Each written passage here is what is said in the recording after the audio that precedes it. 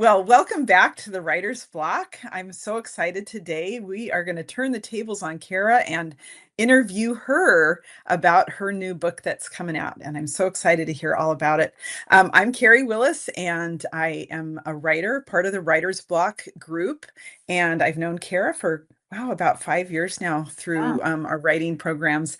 And I'm a retired educator, women's minister, and an author, and you can find my work on my website at KeriLynnWillis.com.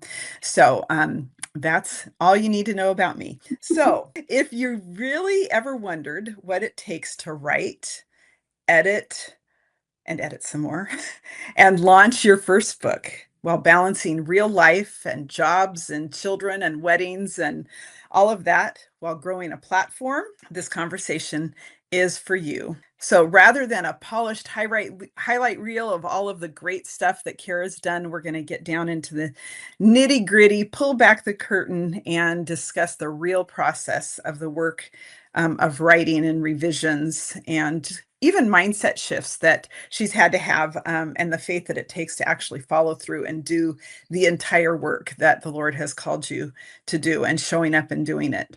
So welcome to your own podcast, Cara. Thank you. It's lovely to be here. So let's just start at the beginning. Tell us a little bit about your book, and then the story, the full story behind how the idea started forming in your mind and how that came to fruition. Yeah. And well, I'm happy to say I actually have the physical copy here. It's leisure. And I it's have, beautiful. thank you. It's so fun to share it, and it feels good to feel really proud of it. And I remember at many points wondering, like, what will that feel like to actually hold my book? So it's fun to be at this stage of the work and all that took place, all the Lord helped me do. But yeah, so the idea behind the book is really just born out of my own experience as a Christian who grew up in the church, taught early on about the high priority of quiet time and individual meetings with the Lord, and enjoying that communion and that fellowship with the Lord. And I believe that to be true. I still believe that that's very important for our spiritual health and our growth. But I think growing up, I always felt a little bit like I was failing at that very important, intentional, like it almost felt like this is Christianity 101. Like you have to do this and in order to grow in your faith. And I just constantly felt like I was not measuring up, and even worse than that was that I didn't always feel like I enjoyed that time with the Lord. Mm-hmm. And I would listen to my friends, and I'd be in women's Bible studies, and I would hear people like recount things that the Lord was teaching them. And I wanted that so desperately in my life. And yet I struggled to open the pages of God's word. I was a voracious reader and would read books about the Bible.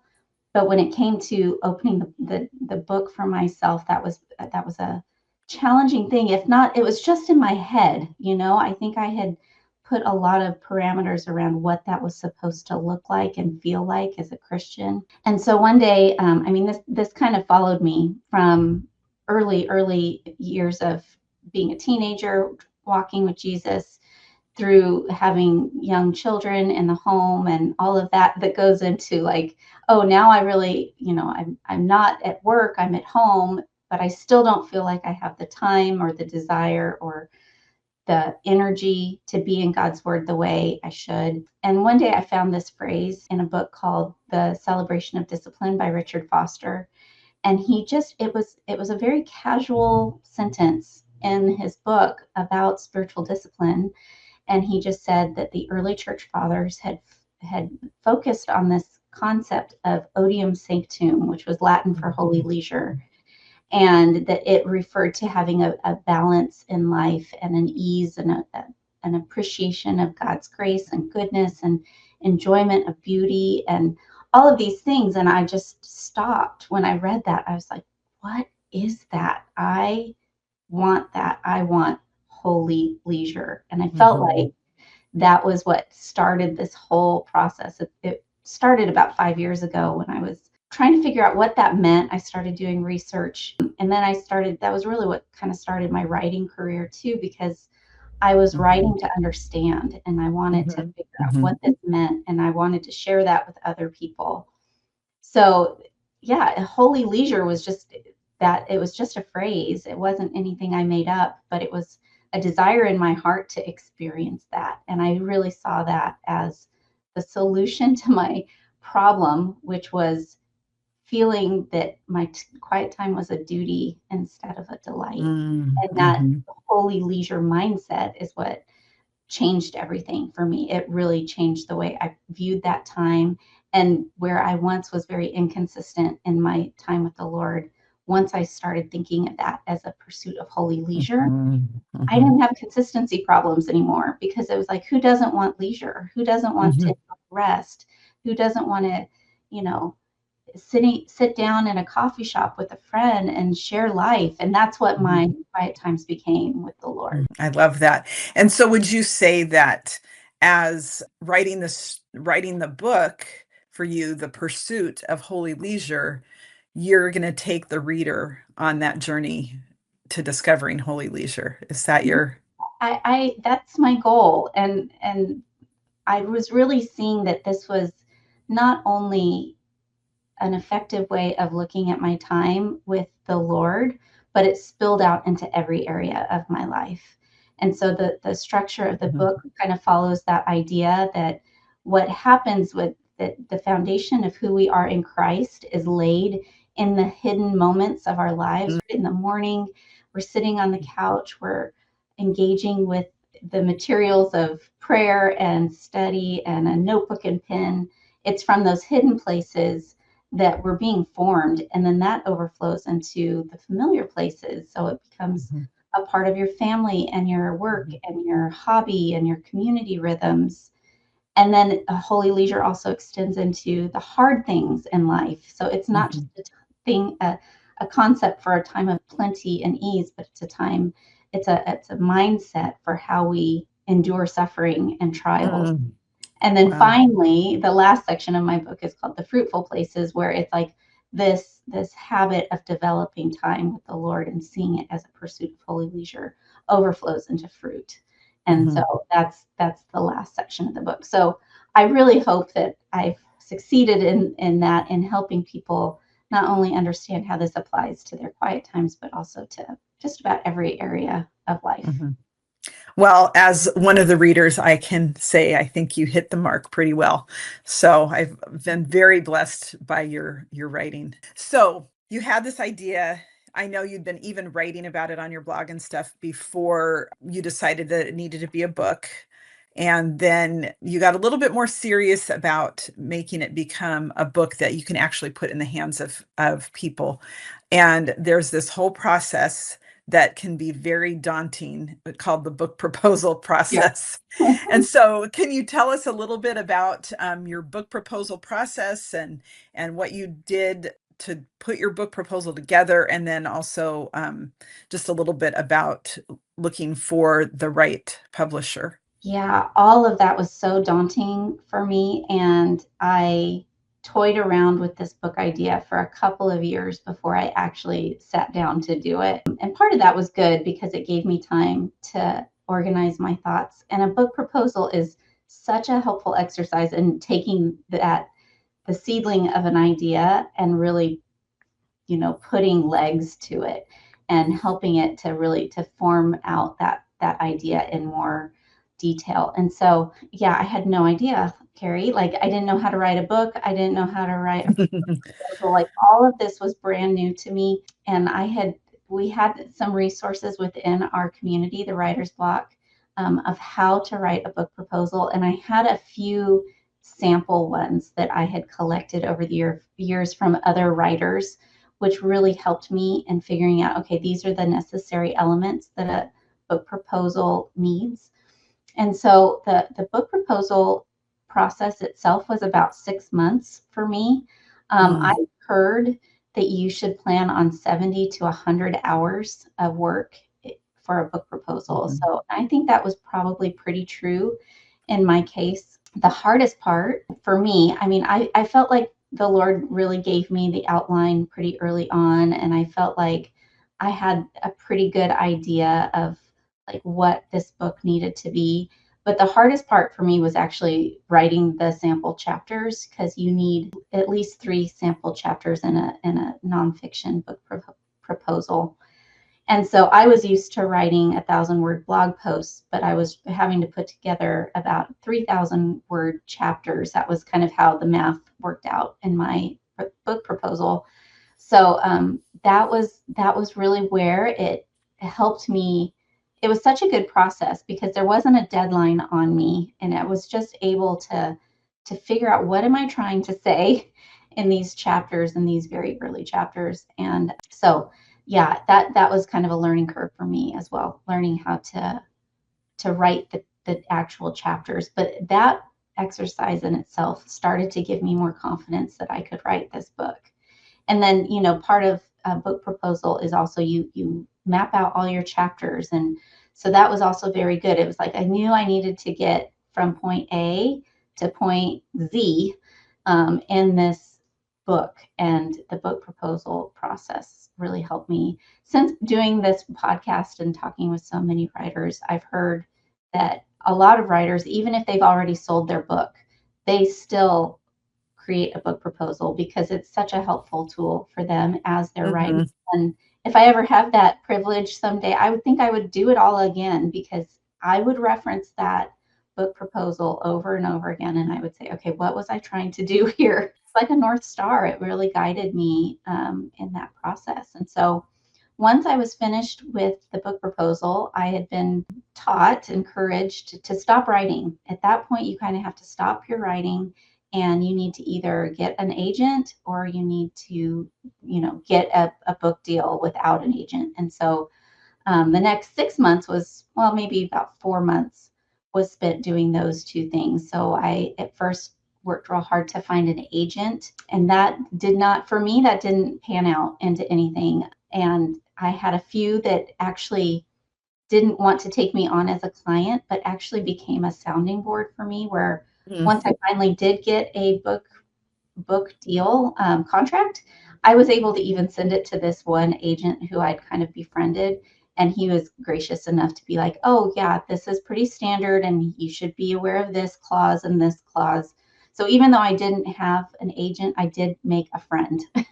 And he did give me a little bit of counsel, which was helpful. So anyway, that I kind of did a big, you kind of asked me about like, how did I disseminate that work? And so once the proposal was done, and I had several friends read it and edit it, and I felt like it was pretty tight, I sent it just blanket, sent it out to as many agents and publishers who would accept unagented proposals as possible. And I kept a little spreadsheet, kept, marking off those who declined. And that was all it was. It was decline after decline. Mm. And kept track of that, and kept praying, and just kept putting the fleece out before the Lord and asking him to provide. And I have to admit, like, it was the reasons that I got were, many people were encouraging me of the idea and that I was a good writer, but over and over, the main critique was that my platform wasn't big enough. And I finally got to the point where I was like, well, I'm going to write this book no matter what. I would like to be traditionally published, but Mm-hmm. if that's not what God has for this project, I believe He's given me this message. At this point, I knew, like, this is what God wants me to do. I felt clear on that. But then eventually, I did get an offer from Christian Focus, and I was just really grateful. The platform wasn't an issue for them, and they were behind my idea and gave me that contract, which felt like such an answer to prayer and confirmation of the work. And yeah, so that was that journey. Just a side note, did you happen to like have a lawyer look over your contract or anything like that? I didn't, but that was because I did give it to that one agent who said, And this is a yeah. boilerplate contract. Be aware of this clause and that clause. So I think maybe looking back, if I hadn't had that counsel, quote unquote counsel. That might have been a good thing to do. I didn't run it through chat or anything like that, but I think that might be a good option too Hmm. for writers who have, Hmm. who, we don't know what we don't know. Right, right, So I right. probably would have done that. So once the proposal was accepted and you got your contract, that's when really the nitty-gritty work began in actually writing. So what was it like to sit down and write the first draft of that book? Oh, it was great. I mean, it was scary all the time. And I kept, like the first quarter and then the first half, I just every milestone felt really great to hit those. One of the cool things, and I don't know if this is normal or not, but my publisher allowed me to set my own deadline. So Mm. I was able to kind of do some math and figure out, okay, this is how long I think each chapter is going to take, and I need this much time for research in between. And so that was kind of nice. I gave myself 10 months to finish the book. And so that was helpful to me, and I went through my calendar, and I made deadlines for myself to make sure I was hitting those deadlines, because I did not want to get near the end and panic. That was my biggest fear. And Right. so keeping on that schedule was really helpful. And then, yeah, so you asked how was it writing the draft, the Yeah. first, it was great. Like it was, like I said, scary all the time. And I kept feeling like what have I done? How have I gotten myself into this mess? But every time the Lord just met me in that, and Mm. I had sweet friends praying for me, and I just felt like it was a one foot in front of the other thing. But the sweetest part was just being so dependent on the Lord through that whole thing. And I just never felt like, oh, I've got this. I never, ever felt that. I just felt my dependency and my need the whole time. And in that sense, it was like holy leisure. It was sweet to work with the Lord on that. And I mean, there were days that I would like feel like throwing up my hands, and I take stress naps. So there were days I was like, okay, I just have to like check out for an hour and not think. And often I would dream about wherever I was stuck in my manuscript. Yes. Like my mind couldn't shut off. But overall, I look back on that time and just it was sweet, and I kind of miss it, to be honest. Yeah. Well, and I don't know about you, but when I'm researching and writing about a certain subject, like joy, for example, I feel like the more I research it, the more I experience it, the more I study it. And so hopefully during that process, that was highlighted for you as well, because I'm sure you really needed it while you were doing all that I, writing. yeah, and I think that's the gift of being a writer, is that you have to you have to inhale this truth in order to exhale it in a way that people will read it with clarity and understanding. So it's an Yeah. embodied Yeah. experience, Mhm. like you feel Mhm. like you're learning and you're growing. You get to be the first learner in it, Mhm. and that's sweet. I just have to add a little something here. I heard this thing the other day about if the writer writes with emotion, the reader is going to read it with emotion. And I know there's a name for it, and I don't remember that. But I know how you wrote it is how I was able to read it. I mean, I felt that Yeah. invitation into holy leisure, and I think that you were doing that, you were experiencing that as you were writing, and it definitely came across. So, was there something in the writing process or the publishing process that surprised you? Well, sometimes I felt like the research part of it was just bigger. I think Mhm. bigger than I expected. I really wanted to be able to look at this idea and this concept without too much bias. I think I purchased about 100 books in the process of researching. Yeah, so that was surprising to me that I there was so much research involved, and that was good for me. That stretched me. And just the hurry up and wait kind of feel. I think I expected that, but until you go through that, you're just like, I'm still waiting. Like Mhm. today, we're recording this podcast. This was supposed to be my original release date. It got pushed back Right. a month. So even as we record this, I'm in a hurry up and wait season. It feels Mhm. like just a book pregnancy it's like, you know how elephants are pregnant for like years. Right. Yeah. But all of it has been overall very positive. Fun. So did the message stay the same from what you originally envisioned, or did it kind of evolve and change along the way? Yeah, I think I started to understand it better. So so it grew in my estimation. Hmm. I really started to see it all over scripture. I saw it. I my ears were just attuned to it in church. I would Hmm. lean over to my husband. I'm like, that's holy leisure.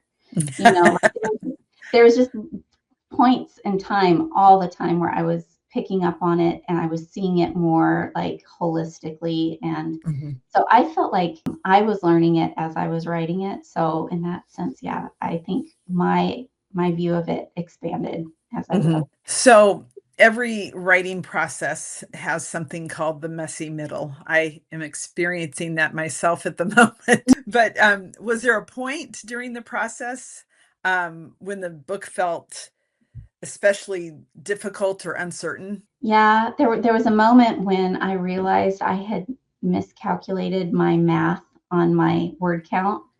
And I realized I was 8,000 words shy of where I was Mm. supposed to be at that moment.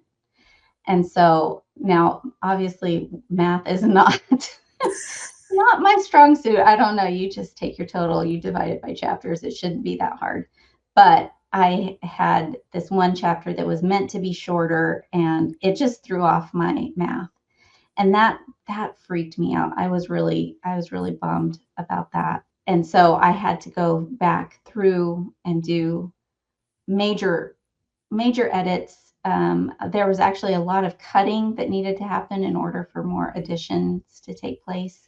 And so that was really discouraging. But other than that, like I felt like it was probably just normal plotting that happens as you write. It's just a lot of the same every day, Mhm. very little like instant gratification other than the fact of like, okay, I showed up, I did it today, I made a little bit of progress. So that was mostly what it felt like. Did you have like goals for each day, how many words, or write a chapter or something like that? It wasn't per day, but it was usually I gave myself 2 weeks. It was like 2 weeks to write a chapter and then another week in front of that, the writing weeks for research. So Mhm, mhm, every chapter took approximately 3 weeks. So that helped me too. I don't do great with like a daily word count because for me, my process is that once I get my first, quarter or third done, I feel like mentally I've made the logic kind of mhm, self out, and then I was able to pick up a lot of speed. But those first sections of every chapter were just a grind, and then mhm. and then it would begin to flow. So now that the book is done and it will be out on April 14th, Yes. the next big phase that you're in is the launch. So, kind of tell us a little bit about what a launch is and maybe what you wish you knew before you were in this stage and what you're learning through this process. Yeah, so a book launch is basically just the author's attempt to promote her book herself. And this kind of information is usually detailed in your book proposal. So I had some high level plans that I intended to, accomplish through a book launch. Publishers really expect you to market your own book. And so a book launch is really gathering a team of friends and readers who will help you get the word out early and write reviews for your Amazon and Goodreads listings. And that just helps elevate the visibility of your book. So yeah, I'm doing my own book launch. I was a part of a couple that helped me get an idea of what was involved in one. I wish I had been a part of more you and I were talking about this before we hit record, that Mhm. you're getting a ton of ideas from being on book launch teams. And Mhm. so I wish I had done that. I wish I had been in more launch teams, not only to just support my fellow writers, but also just because I think you learn. And so, yeah, so I'm doing that myself. I have a friend who is helping me with some of the social media and posting and things like that. But I do wish I had done that, and I also wish I had started a little earlier in terms of recruiting. It was Mhm. one of those things I initially asked for interest, and then I kind of didn't follow up with people for a couple months. So I think I would have started a little earlier in like onboarding people into that process. So I think that would have been helpful, those two things. But overall, I've been encouraged by those who've committed to helping me and who, purchase. It's really encouraging. I can't see numbers on Amazon, but I can see if people are buying the book, and that's Mhm. really encouraging. So So I I just had an idea for a book launch idea. Can I share it with you? yeah, please. So your book, so many things in your book bring up visual word pictures. And so they bring up visuals. And I just thought, what a great idea to just put little quotes from your book with a picture that matches it, like a Canva watercolor or something like that. So you may see some of those in the next few weeks from me. Yeah. So, No, but and that's one of the things I love that idea. Social media is not my strong suit. And so I feel like I get that's that. another thing, another reason why if you're launching a book and maybe you're like me and you're just more comfortable behind the scenes and being out in front on social media is a little like not natural.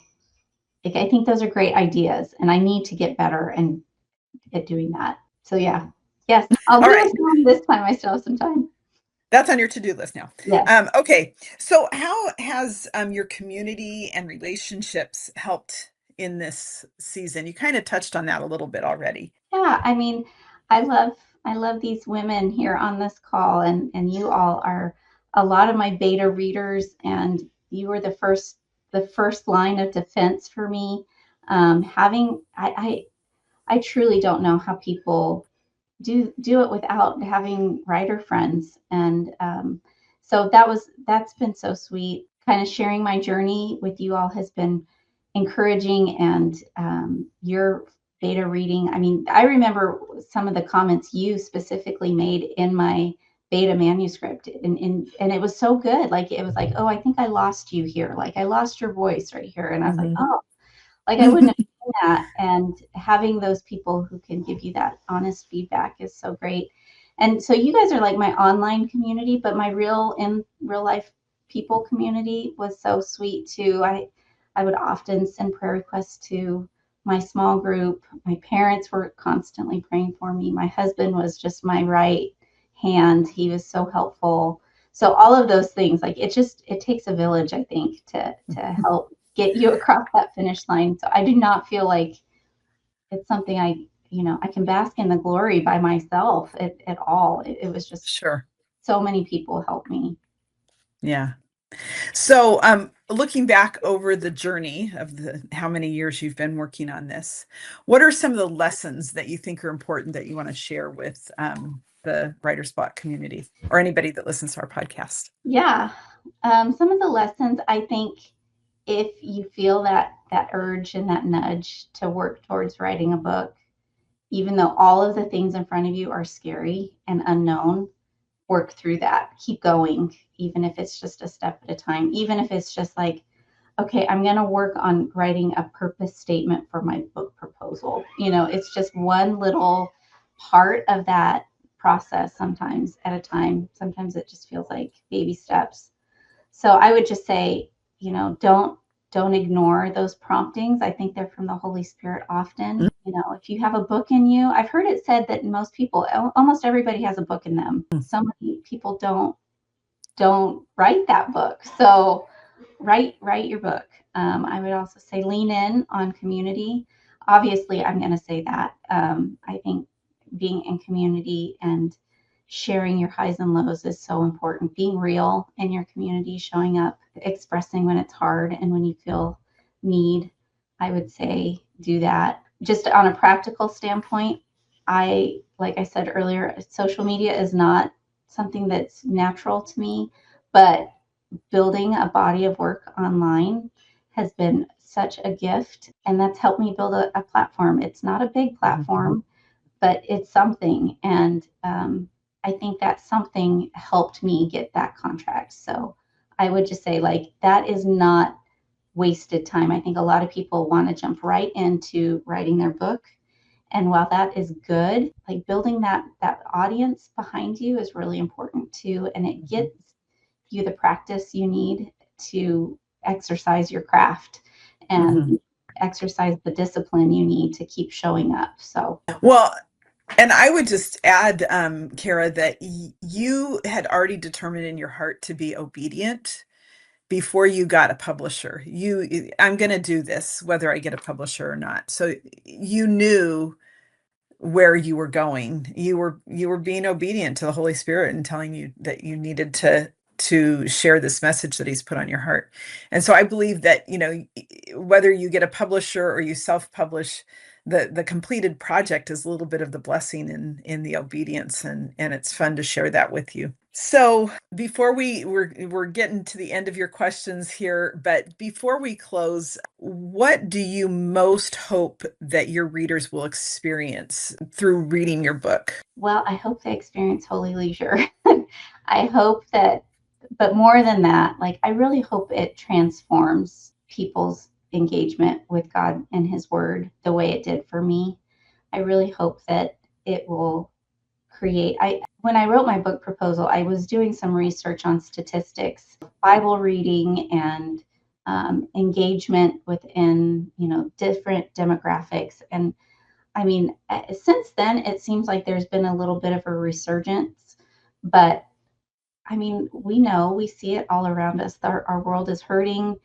It needs Jesus, and we need real Christians in the world. And so I really hope that's what this would produce, is people who are more in love with Jesus, who love his word, who engage with it differently, and go out and live differently as a result. Maybe that's a grand hope, but I trust that God can do it, and I trust that his word, not my words, but his word, doesn't return void. So I would just love to be a small little cog in that machine of his, that he's working all things together, that I would love to be a part of helping people experience that and just grow in their own identity in Christ and their faith. Mhm. And I would just, add, Kara, that I've been reading the Bible and praying since I could read and pray. And I still just benefited so much from the idea of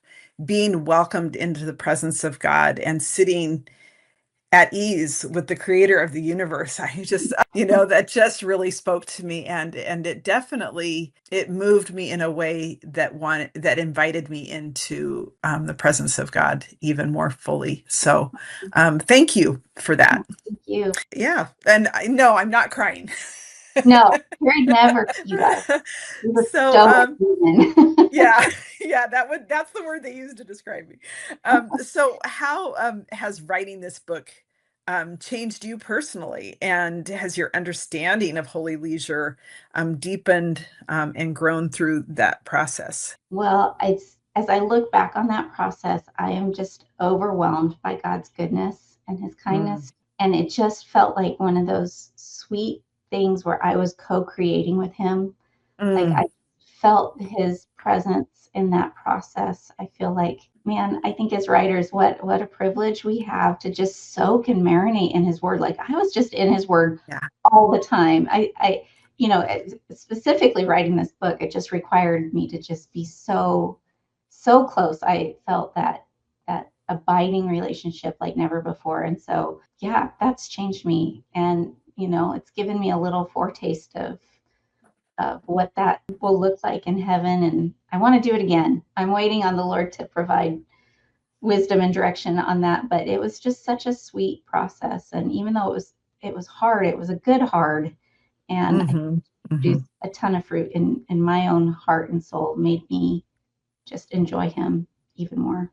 So Yeah, I was going to ask you, do you have another book in the hopper in the hopper. waiting to come Um, out?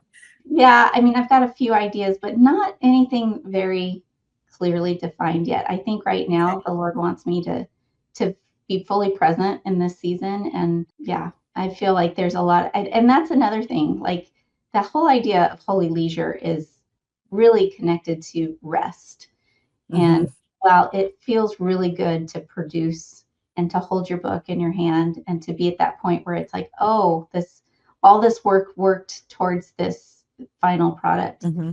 I think I'm in a season of like rest and refilling, and I want new ideas and new messages from God in terms of like how this is the way, walk in it. Like I need so yeah, Yeah. holy leisure requires sometimes, resting. Rest, for example. For example, Well, you're I mean, and you know that you know, God created the world in 7 days. What did he do on the seventh day? He he rested. rested. Yeah, Yeah, and he doesn't sleep or slumber. So he set as an example for us of work really hard and rest. and rest. And I think that this, even though I have to say, I know that the launch process and all of that is not necessarily restful. You're still working really hard.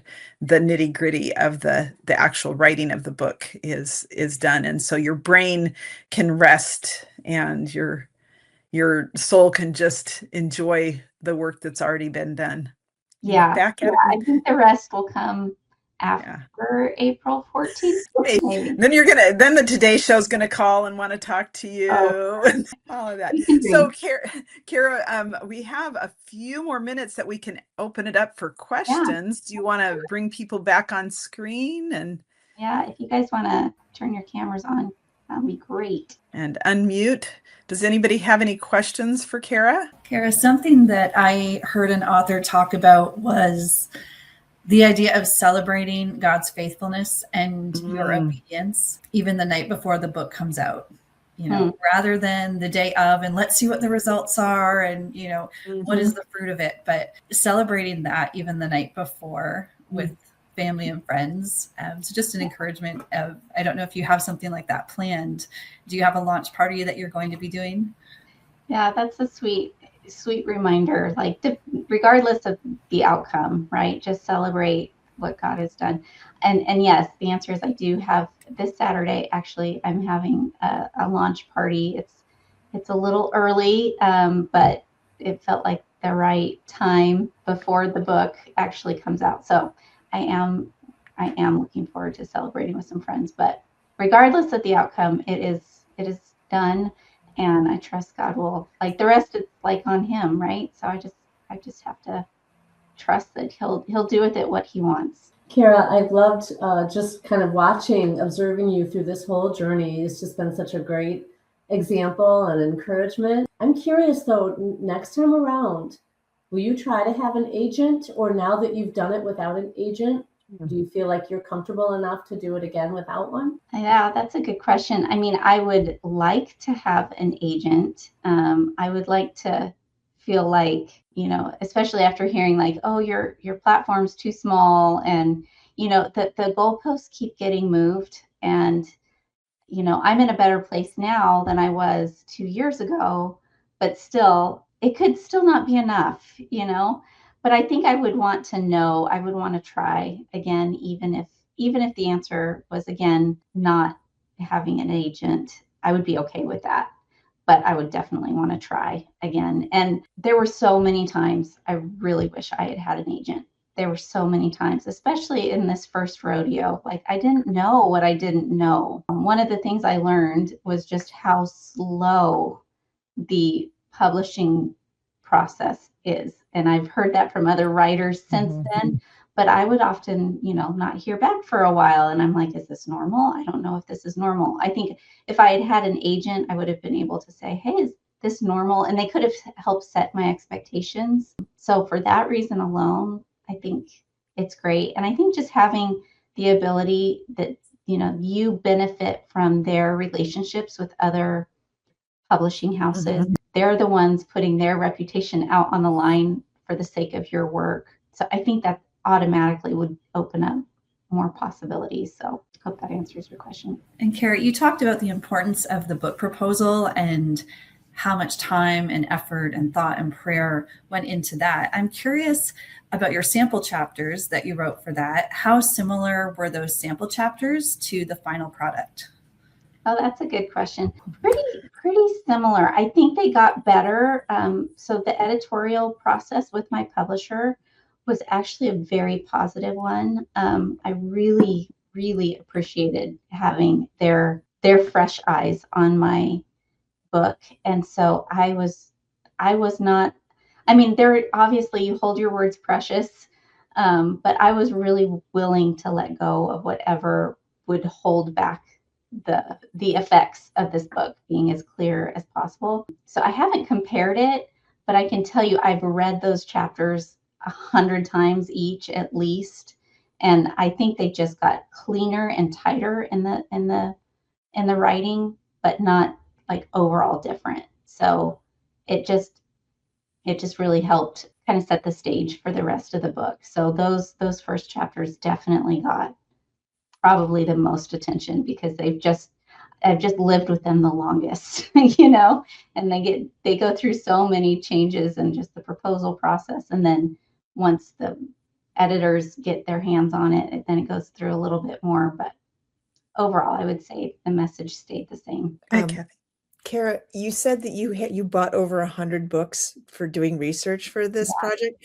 Were any of those the comp titles that obviously a book proposal is supposed to have, and or did you read the comp titles before or after you did your research? Yes, they were the comp titles. I had read most of them, or at least enough of them, in order to feel like, yes, this was a good comp.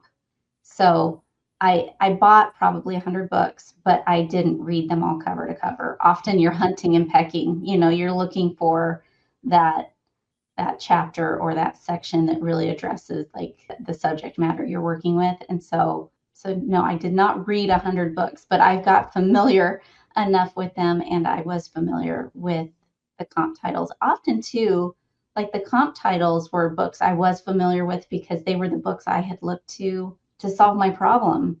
And, you do want those comp titles that are similar, but they're different enough, like they're not answering the same question you're answering. So I had known those books well and had found that, yes, these are successful books, and yet they still aren't answering the holy leisure question. So I thought that made them good comp titles. So, go ahead, Michelle.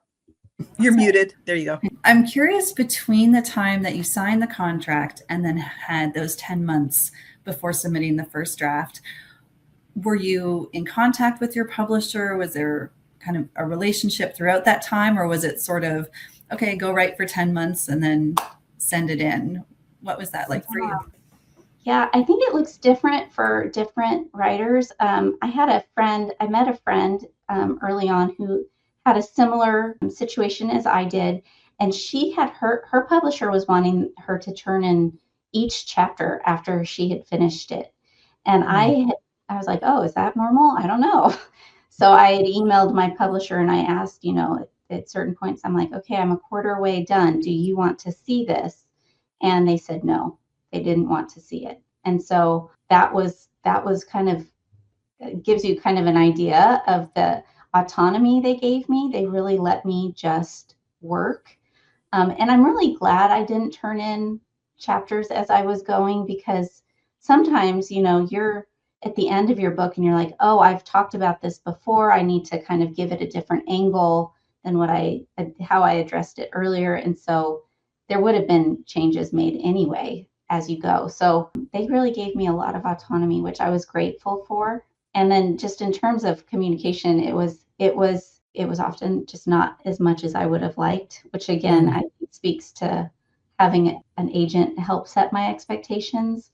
But I think too, like I had an international publisher, and so some of it it might have been just cultural differences.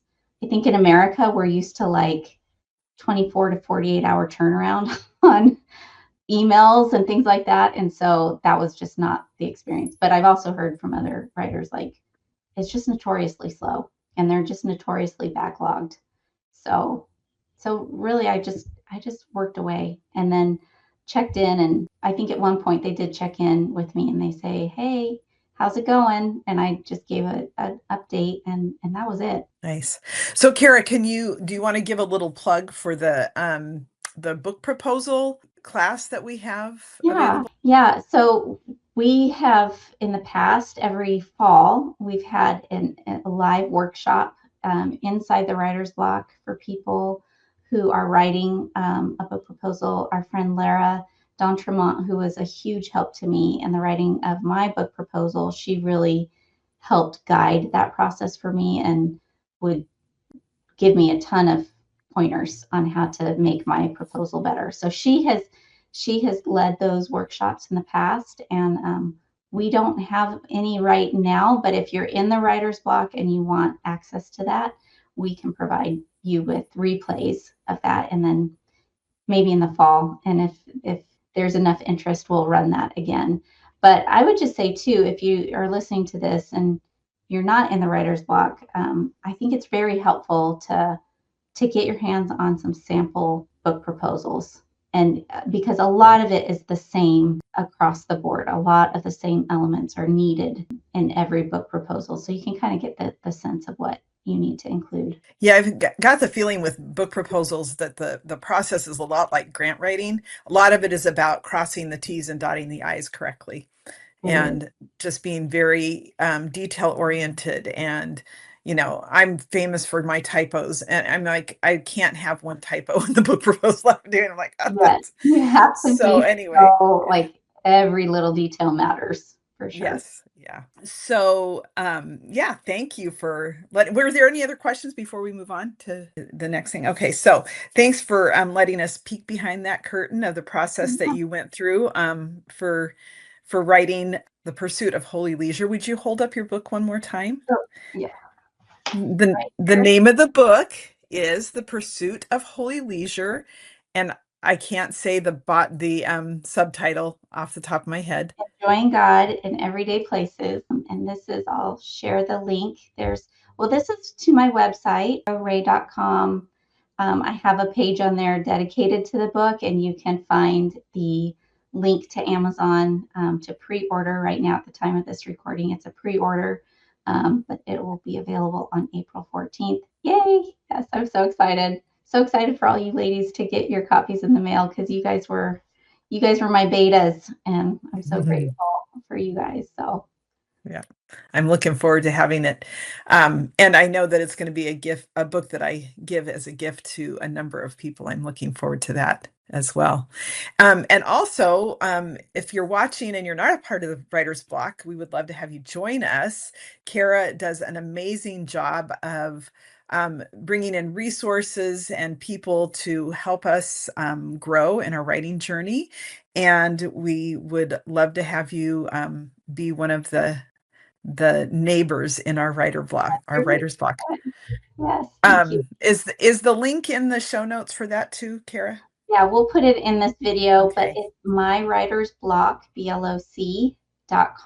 You can find we have 2 levels of membership in the Writer's Bloc. We have a free membership where you can enjoy some of the conversation that happens in the Writer's Bloc. All of the women on this call are part of our premium membership, where you get access to these interviews, plus a whole other host of resources are available when you sign up to be a premium. But both those options are on mywritersbloc.com. Yeah, and if you enjoyed listening to this podcast, then please do share it with a friend. Especially a budding writer will really benefit from just kind of walking this process that Cara has already walked before us. So thank you, Cara. We appreciate all of your insight and wisdom. It was fun.